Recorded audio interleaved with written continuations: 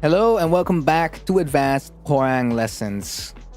You know your 11 frame punishes 4-3 and 4F4. We need to talk about the forgotten 11 frame punish. That being 4-4 into right flamingo. That plus 10 looks great, but looks can be deceiving.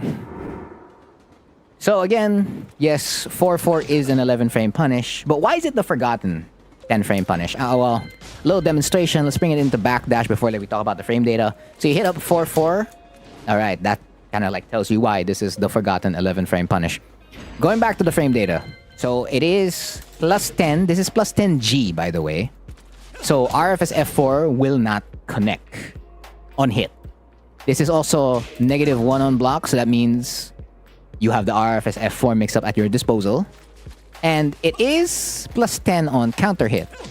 Although, again, you know how it works. It's the second kick on counter hit. But it's hard to get, what do you call this? RFS F4 to connect. So like the bigger the character, the bigger the hurt box, the higher the chance of like RFS F4 actually connecting in that situation. So against an, let's say, Hwoarang size, and because of his stance, you will not hit the plus 10. So while it is a safe gamble to always just like RFS F4 on block, on hit, or on counter hit, just to see if it like goes in, or like if you want to like try to get the counter hit, go ahead. Since there's again no way to confirm whether it's counter hit or not. But I feel like the better chance is like if you're against a bigger character, that's when you do it. Against regular size characters, just go with the option that's more reliable, maybe an RFS 1 or an RFS 4-3. And of course, forgot to mention that this move does go into RFS. So of course, as always, we're going to be looking at these options, mainly the backdash, because this is the one that beats out so many options. So we're going to turn on backdash, position reset over here. So as you saw earlier, axe kick loses. All right, bet. What else loses? Well, RFS back 3 loses. Okay, how about RFS up forward 4? All right, no dice. RFS down 4-3? No, only the second hit. And by that point, that's a -14 or you got counter hit. So that means you're left with a couple of more options. RFF2? Nope. What if you do RFF2 into a string? Like 2 back 4. Okay, that's only the second hit. How about 2-3? Only the second hit. How about 2-4-4, only the third hit. All right, you see how this is going? Not so good. But we do have options to lock an opponent. So let's say you do punish an opponent with 4-4. RFS F4 will always be the first thing that comes to mind. 8 frame high will keep the opponent in place, which is great. But you do need a mid to supply that, and I did mention it earlier. This is the old reliable that you're going to be using. Whether that be up close or at position reset, RFS F1 is going to catch. RFS 1 is going to catch, not F1. And as well as RFS forward 3 is going to catch. However, the Snake Edge and the Hell Sweep do lose here, just to showcase that. So you don't have a low to pair it up with. So if you've conditioned them enough with, let's say, the mid and the high, you can stand switch into LFS down back 4. To this, to me, is your best option. The only reason why it's your best option is because stand switch down 3-4 doesn't exist. It also loses the backdash. This is a great 11 frame punish. If you do want to stand switch to a low, only LFS down back 4. So those are essentially your 3 options, high, mid, and low.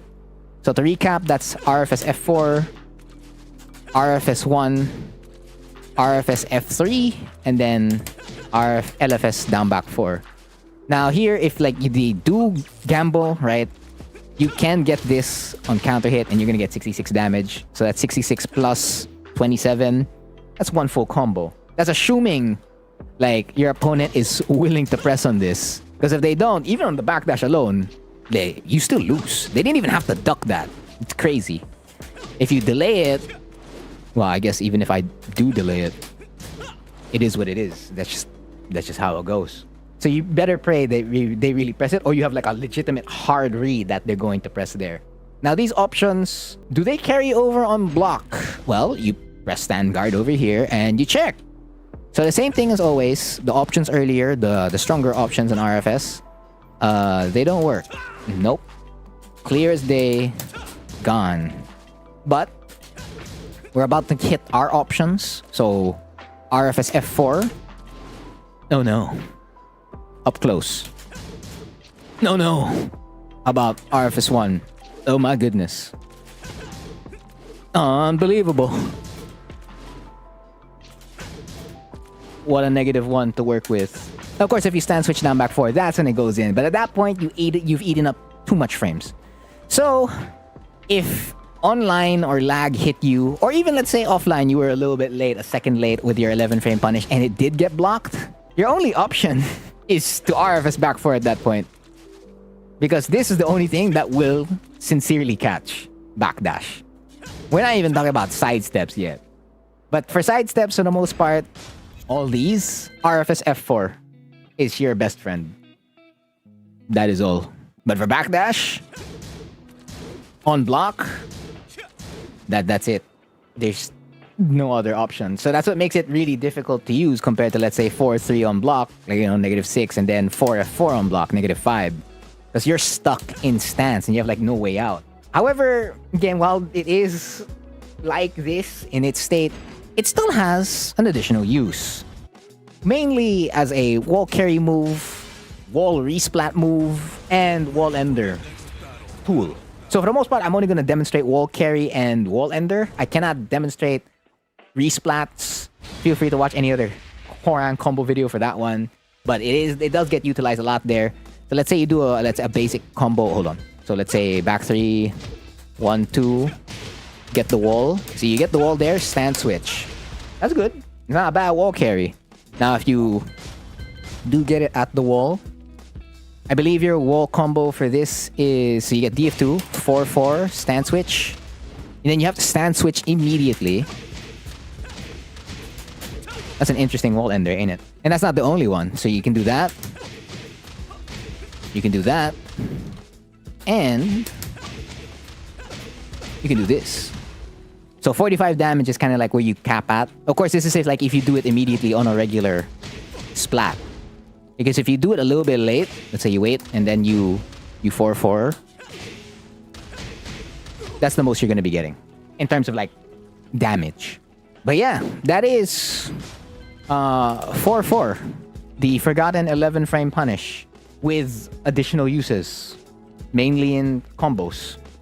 It's useful-ish on hit, but once you do it on block, you better take the risk, or take another risk and like walk away and then pray, or press that RFS 2 immediately to get down, and hopefully they just never punish you for it.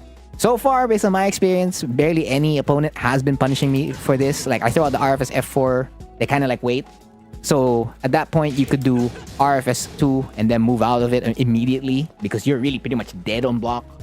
Not unless they press a button, then yeah, RFS F4 will prevent them. But again, if they're just backdashing, they wait for the RFS F4. That's why you got these decisions to make ASAP. So see if you want to use it. If not, at least know what happens when you press this button. So that's all the cheese I know about 4-4.